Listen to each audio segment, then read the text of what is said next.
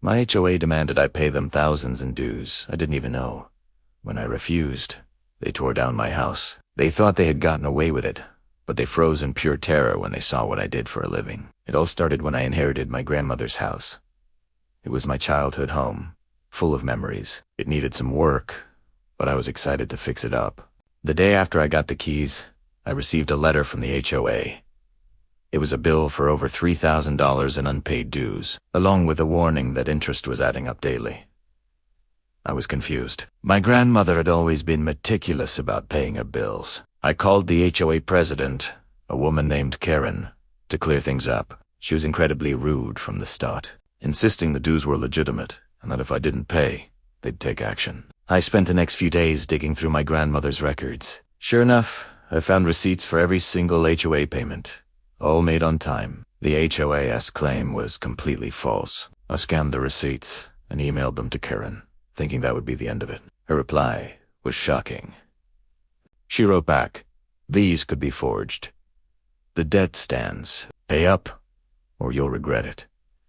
I couldn't believe her audacity. It felt like she was personally targeting me. I wrote back, stating firmly that I had provided proof and would not be paying a fraudulent debt. I told them any further harassment would be met with legal action. That's when things escalated. A few days later, I drove by the house to check on things and my heart stopped. A demolition crew was there, tearing my home apart. A bulldozer was ramming into the living room wall, the same room where I celebrated my 5th birthday. I sprinted out of my car, screaming for them to stop. The foreman just shrugged and showed me a work order signed by Karen, the HOA president. It cited a clause in the HOA bylaws about demolishing abandoned properties with outstanding debts. My property wasn't abandoned.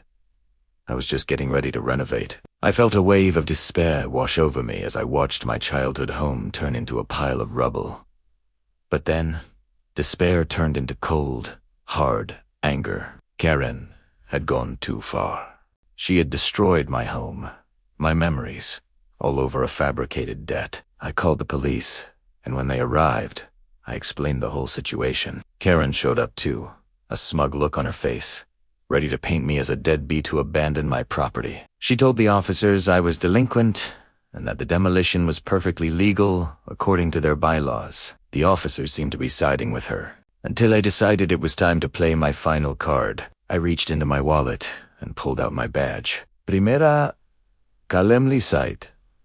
I'm a state building inspector, and you just illegally demolished a structurally sound property without a permit, without a proper court order, and based on fraudulent claims. Karen's smug expression vanished, replaced by sheer panic. Her face went completely white.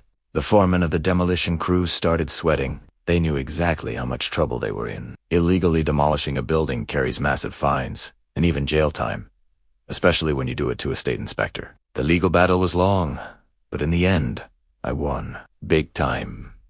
Big time.